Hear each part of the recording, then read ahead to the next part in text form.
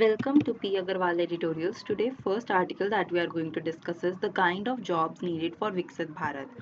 तो बेसिकली इसमें हम बात करेंगे कि गवर्नमेंट इनिशिएटिव जैसे कि कुछ इंट्रोड्यूस हुए हैं कि 20 अभी बजट में एम्प्लॉयमेंट लिंक्ड इंसेंटिव्स के रिलेटेड इंट्रोड्यूस करे गए थे, जिसमें कि 2 लाख करोड़ रखे गए थे to create 4 crore jobs in 5 years. तो पीएम इंटर्नशिप स्कीम ने भी 6.21 लाख एप्लीकेशंस आई, जबकि अपॉर्चुनिटीज़ 1.27 लाख थी.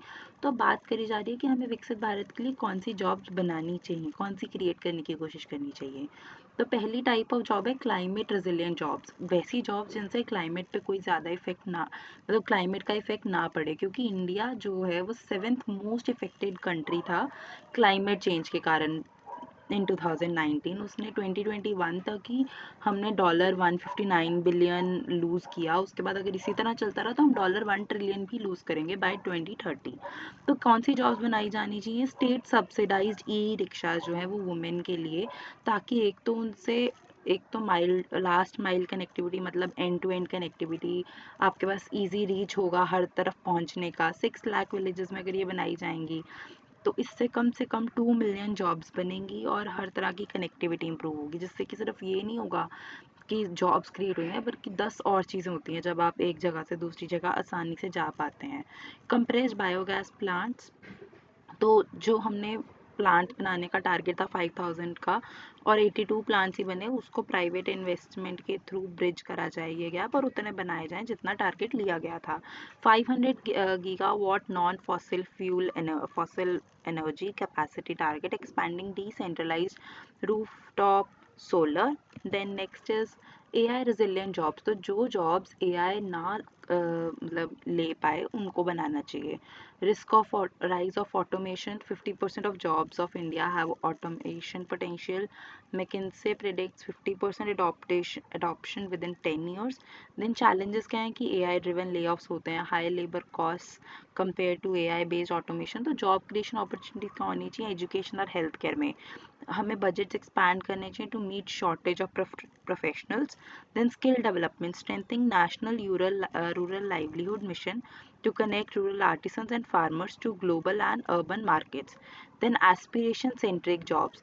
फिर challenges for you rural youth क्या है आजकल कि पुअर फाउंडेशनल एजुकेशन है, जिसके कारण इंग्लिश स्किल्स भी इतने अच्छे नहीं है, लो कॉन्फिडेंस है और गवर्नमेंट जॉब्स पे रिलायंस ज़्यादा है. Then slow growth of non farm jobs, lack of aspirational career opportunities. तो जॉब क्रिएशन अपॉर्चुनिटीज़ कहाँ होनी चाहिए कि इंफ्रास्ट्रक्चर डेवलपमेंट अच्छा हो, कि जैसे 7,000 integrated pack houses to create 2+ million jobs. Then agricultural and manufacturing में reducing 57% edible oil import dependence by revitalising rural processing of soybean. Then sunflower cold pressed oils. Then tech enabled local manufacturing of agricultural inputs.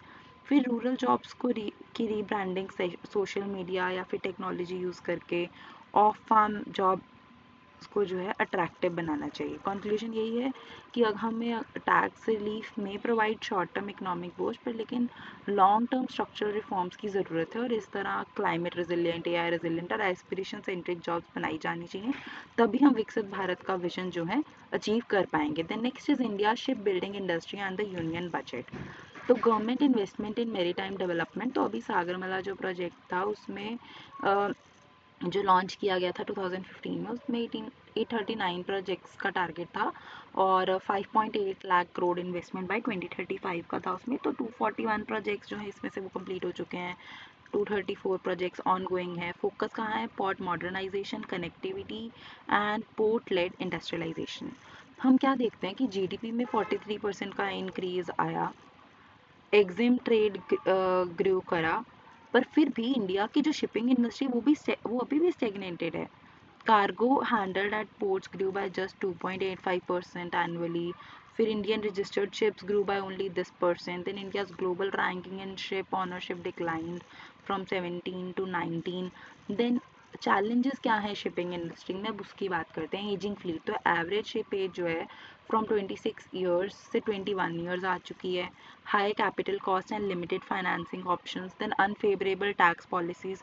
Indian ships pay 5% IGST unlike foreign ships. Then regulatory burdens make Indian vessels less competitive. Then shipbuilding sector में क्या issues हैं कि lack of infrastructure for large ships, वो है नहीं, high steel and input costs, then heavy import dependency for machinery. Government reforms and budget announcements, तो अब इसके लिए क्या करा गया है कि 25,000 crore maritime development fund create करा गया है, इंफ्रास्ट्रक्चर स्टेटस ग्रांट किया गया लार्ज वेसल्स के लिए ताकि उन पे लोन्स वगैरह इजीली मिल सकें। Then ship building clusters, tax exemptions, credit incentives introduce करे गए हैं, extension of tonnage tax scheme to inland vessels. Concerns and missed opportunities, lack of clarity on MDF funding timeline, tax disparities remain. 5% IGST still applies to Indian ships, TDS on Indian seafarers, whereas foreign ships hiring Indians don't face this. Then budget is a positive step, but more decisive action is needed to make Indian shipping globally competitive. Thank you.